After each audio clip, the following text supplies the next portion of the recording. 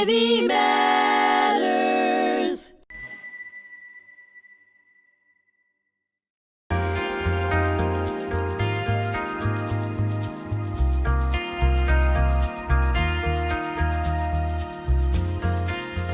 Hello and welcome to another episode of Legacy Chronicles. My name is Zachary Graulich. I'm the Assistant Director of Education here at HMTC. And today I'm joined by 2G, Dr. Susanne Bleiberg Seperson. Thank you so much for being here today.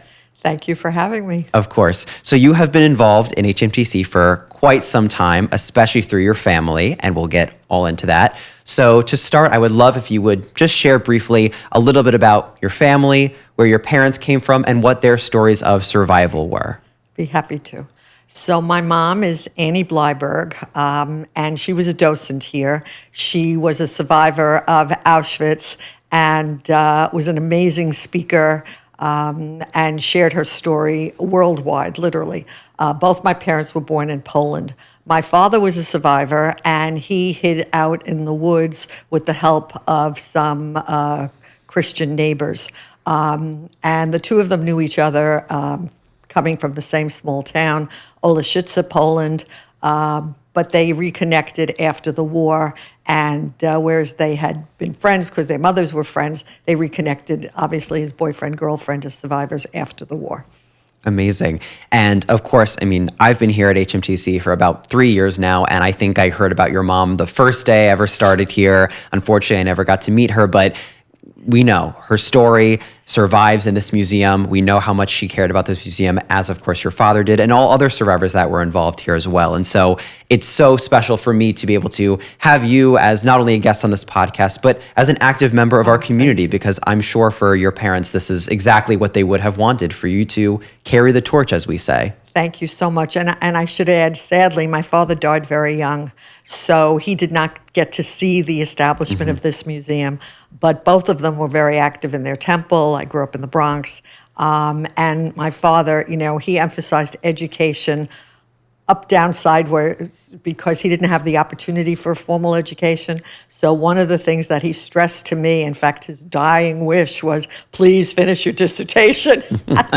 And I promised him I would, and we had talked about the topic and so on. So he was very much into education, as was my mother, who, coming from a small town and being a graduate of a gymnasium, she always said to me, all her friends who lost everything and their families lost everything in the war, but education you take with you wherever you go. And she always felt that helped her survive. So I'm delighted to continue the chain. Yeah, it's an incredible message. And I'd love to know from you, growing up, was being a 2G something that you just always knew? Do you remember a time when you didn't know that? Or just was it something that just kind of lived and breathed within the household?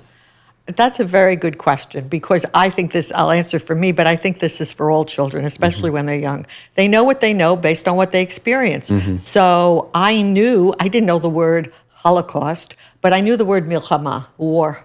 There are always people were talking about the war. I knew it was a terrible thing, but I didn't know what it was. So it was always around me. But I will tell you what I did know, and I knew that fairly young. And to this day, I feel it. I grew up without, relatives, without grandparents. Holiday time, I did have an uncle and his family, we were close to them. And I had one grandfather who remained in Europe, but I didn't meet him till I was, I think, 17. So I came here, I was 2 years old with my parents. So, the lack of family and not having any siblings, that to me was something that I felt all the time, although I couldn't articulate it and I didn't know how it was connected. I just knew it was a fact. Yeah, absolutely. So tell me about, I guess, when your mom started really speaking, especially here at the museum, what was that like for you to see your mom start to not only speak here, but go out to schools all across Long Island, speaking to hundreds, if not thousands of students a month? What was that like for you to see her doing that? So that's a really good question. My mom lived in the house after my father passed. She stayed in the house in the Bronx. And she was thinking that she might move out here. And I had heard that the museum was going to be built.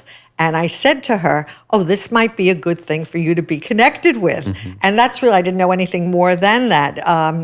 She was really a city person, but she decided to do that. So she became involved. And I wasn't really sure what she was doing, but I want to give you two anecdotes. One was because in her later years, I had to drive her. Until then, she did her own thing. And when I say later years, I mean like late 90s. So I had to drive her all over. And I took her to a synagogue in Great Neck. And there were maybe 1,000 people sitting there. And you could hear a pin drop. I mean, they were mesmerized by her. And it was like, oh my God, this is like a whole new side of her. Yeah. And another time, I was driving home from work. I had been a professor at Dowling College. And all of a sudden, I hear my mother on TV, on radio. And I was like, oh. And it was Congressman Steve Israel at the time was interviewing her. And when I came home, I called her and I said, I can't believe this. I heard you on radio. I said, why didn't you tell me? And this is so typical my mother. She said, why? Do I have to tell you everything? She was sharp, she was direct, she was firm, but she had a life of her own, and she was very independent. Yeah, and I think that spirit and that sense of humor that she had, a lot of people here at the museum who, of course, got the time to know her and had the opportunity still speak about that today, that wit and that, quick-wittedness that she had, it's still with people that she met. Great. She touched everybody that she really came across. And so getting more to you, seeing her kind of start this journey, was being involved in Holocaust education, advocacy, something that you, from a young age, always envisioned yourself being involved in? Did your interest increase when you started seeing your mom become more involved? Tell me about that journey for you. That's a good question, because the truth is my family and I were so busy being Americanized that anything Holocaust related, that was from before. When my father sat around the table with his cronies who were surviving, they would always talk about, hey, we outwitted them here, or we outwitted them there, and unfortunately many times, I won't take the time now to tell you some really bad things that happened. People died and how they were betrayed and so on. But that was their realm. My parents also were kind of interesting. When they didn't want me to understand what was going on, they spoke in Polish. But if not, they spoke in English or first Yiddish, because I was born in Germany, and German and Yiddish were close enough that, I didn't even realize there was a difference when I was a really little kid. So in terms of my own upbringing, it was like, that was their life. In the 1950s, when I grew up, everything that was on TV was Miss America, blonde-haired, blue-eyed, I don't qualify, et cetera, et cetera. So I didn't think about it a lot. But slowly but surely, I think actually with the Eichmann trial, and then with the Six-Day War was amazing because all of a sudden there was pride in Israel. So I had gone to Hebrew school for 7 years. I was bat mitzvahed. I was one of the early people to be bat mitzvahed. And I started to get more and more of an interest. But I will tell you what, ultimately sort of was the changeover, the inflection point, was I had gotten a grant from the United Nations to visit Yad Vashem and to do research on my parents. And amazingly, I found the document that was the intake document for my mother, where they had her family background, her occupation, and she wasn't killed upon coming in. She had a tattoo because she was valuable, quote unquote. So I went to Israel. I had gone to Israel once before, but I really, that sort of ramped up my connection. And when was this about? More than 10 years ago. Okay. Yeah, more than 10 years ago. I can't even give you an exact date. I went to Israel the first time in 1973. And so I would say this must have been 1985, maybe somewhere in that realm. So at any rate, the outcome of that trip to Israel from the UN is I created a course at Dowling College called Sociology of the Holocaust, because there were so many courses on history, and there were even courses on psychology. But it absolutely amazed me. I said, Germany had educated people. They weren't the backwoods of anything. They were in the forefront of everything. These were educated people. How could they buy into this insanity that Jews weren't people or that deserved to die? I couldn't understand it. And psychology, doing a 1-1-1-1, that was enough because it was a mass hysteria, a mass movement. So I started doing a lot of reading. I think it was in 1980 the Washington Holocaust Museum honored Elie Wiesel and Bill Clinton. And I went with my mom because we had friends who were, very involved in all that. And at that point, it was like something just happened. I said, you know what, the advertisement, the whole culture, the whole society. And that's what really brought me into thinking about the Holocaust. I'm not going to say in a different way, but it crystallized what I wanted to do. When you were teaching this course, what was that like for you to put that together? And what were the reactions from the students? Did you feel that it was making an impact in the way that you hoped? That's a good question because there was, I'm not going to say opposition, overt opposition, but I had to maneuver to get that course passed. And it wasn't a required course, so it was always a small class. But every student who was in the class was overwhelmed by the experience. My mom was still alive, so I always, towards the end of the semester, had her come speak. And of course, the students, were just in awe that she was a small woman, that, she could survive and so on. As she said, unathletic, but brilliant. So that really made a difference. And when I saw their reaction, and these were not Jewish students, these were immigrant students, these were, kids who lived in Suffolk, Long Island. So that really, it made me feel good. I knew that even if it was in a small way, that I wanted to make a difference and, continue my mother's path of education. Yeah. And so from there, obviously you mentioned earlier your involvement with the UN a little bit. So tell me how that kind of increased, because now, for our listeners who might be aware, you have a podcast here at HMTC, the UN Society and Antisemitism. And so for our listeners, if you take a listen to any of those episodes, you'll hear a lot about Dr. Bleiberg Seperson's involvement in the UN. But I'd love for you to touch briefly about how did that start? Was it around the same time or years later? Talk about that. Okay, it was years later because as a sociologist, I had become involved with the Committee on Aging at the UN. I'll just say very briefly, there is a group at the UN, an organization called CONGO, which stands for, everything at the UN has acronyms, Conference of NGOs. And I became involved through the Committee on Aging and then a subcommittee on the Committee of Intergenerational Relationships, which of course I was interested in because not having grandparents available, I really thought it was important to pass things on from generation to generation. And so I became involved. I'm still involved with that group.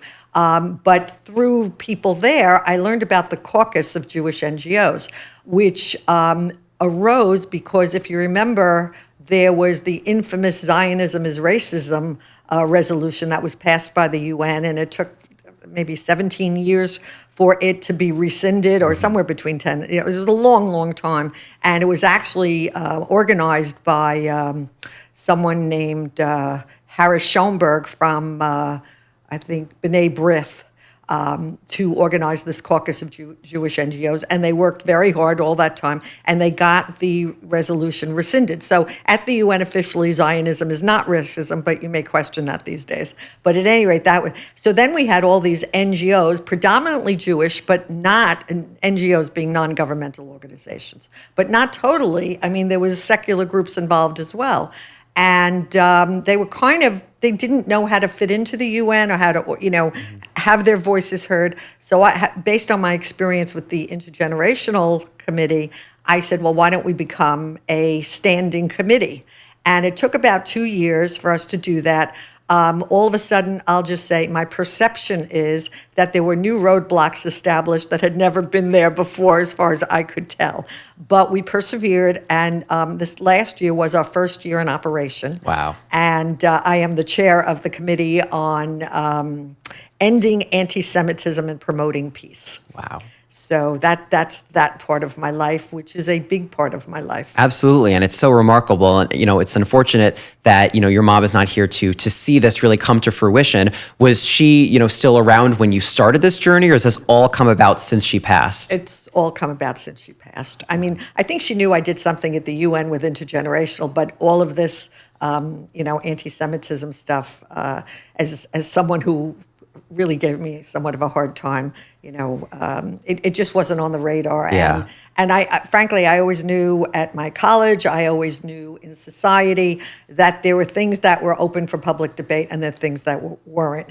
And anti-Semitism was not on most people's radar. Yeah, absolutely. So looking forward to, your family today, how do they feel about the work that you have done and are continuing to do? What are their thoughts on it? Does it surprise them to see you really just taking action in this way? I mean, it's so incredible that you're doing this. What are their thoughts? That's a good question. So I will tell you, when my mom was still alive, and my oldest grandson, who's 18, who just started college, he was maybe 12. He was in Hebrew school, maybe even younger. No, he was even younger than that.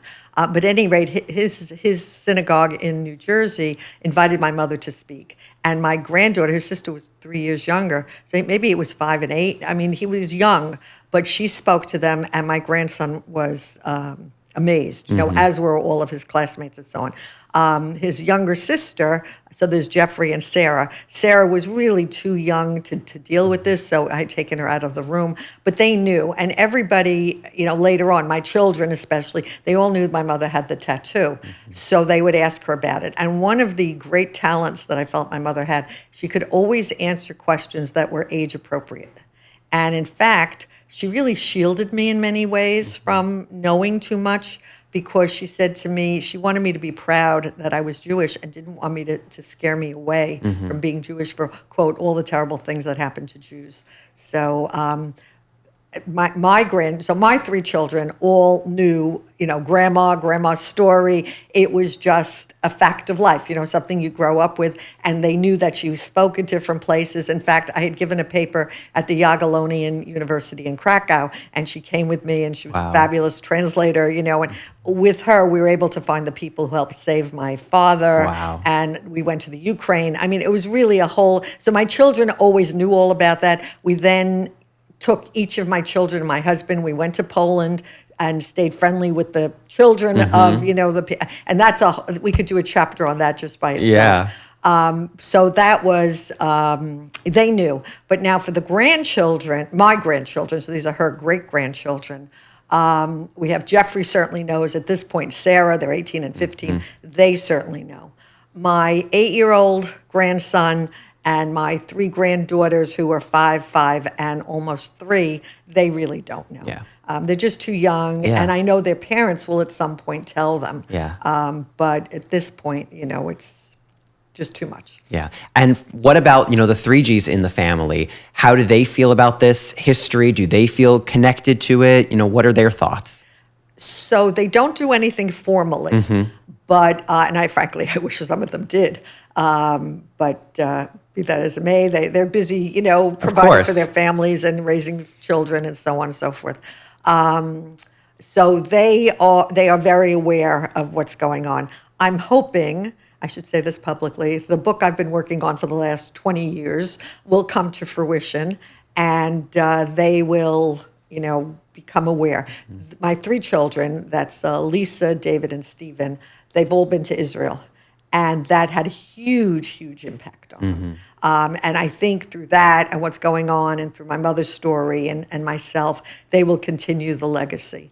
And frankly, I think it's essential that not only the generations continue, but other people continue, because I'll just digress for a moment. My daughter at one point worked in Washington, D.C. when she was right out of college. And while she was working, I went to the Museum of the DAR. And it's a beautiful building. And I was the only one in the museum. The only one. And I said to myself, oh my God, in the beginning, I'm sure it was a really big draw. But it's like the DAR, huh? What's that? And I said, I want the story of the Holocaust and the bravery of the Jewish people who fought back. I want that to be known. My father fought back. He was in the underground. As my mother said, even no matter what your situation, there are ways that you can subtly resist, not to let them dehumanize you. So that I think this is a story of humanity. It's overcoming the greatest adversity.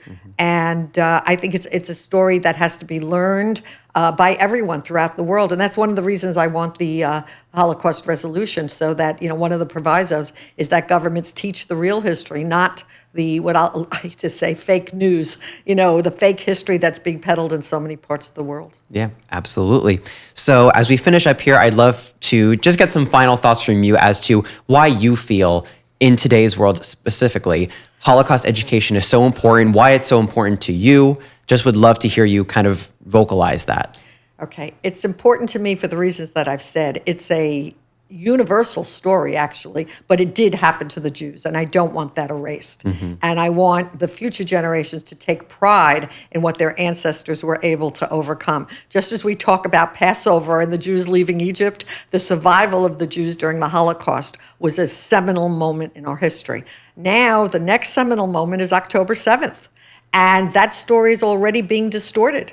And that's exactly what happened in terms of the Holocaust and continues to happen. So I think that everybody who values truth and values humanity wants to get the story straight. And I want to just say one thing that I think is really important. And I was raised with this from my mother and my father, that the perpetrators of the violence of the Holocaust, the Nazi perpetrators, they are guilty. Their children, their grandchildren, they are not guilty. So that, and there are good and bad people in every single group. I always grew up with that.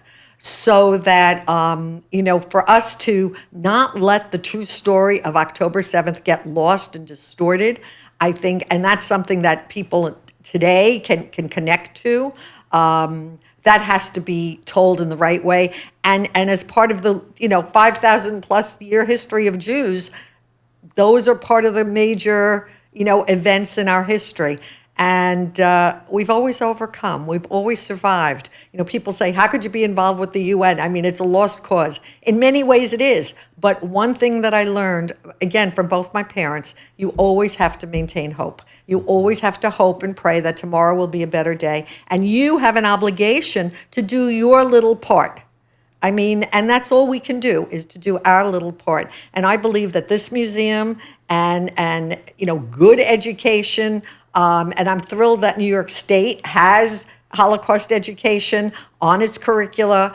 Could it be better? Everything can always be better. But the fact that it's there, this has to be worldwide. So that's my hope, and I hope I contribute in my tiny way towards that goal. Thank you so much. I really appreciate those words. I know that it's so inspiring for me personally to hear you speak and to really not even, hesitate to share your strong feelings. I'm sure your parents would be very proud to see the work that you're doing and the continued involvement in this museum that, as we said earlier, we know meant so much to your mom. So it's really my pleasure and privilege to sit here with you today. I feel like I'm doing my small part, as you said. I think everybody here at this museum is doing their small part. And as you said, it's the obligation of all our listeners and everybody to do something. Doesn't have to be crazy, doesn't have to be huge, doesn't have to be anything outlandish, but just that small part in society to fight hatred, racism, anti-Semitism, all forms of intolerance. So thank you so much for being here. I really, really appreciate it. Well, thank you so much for having me, and thank you so much for doing your big part as part of the museum. Of course. Thank you, everyone. To all of our listeners, thank you so much as always. Really appreciate your generous support and time. To find more episodes, including Dr. Susanne Bleiberg Seperson's episodes, you can go to our website at hmtcli.org.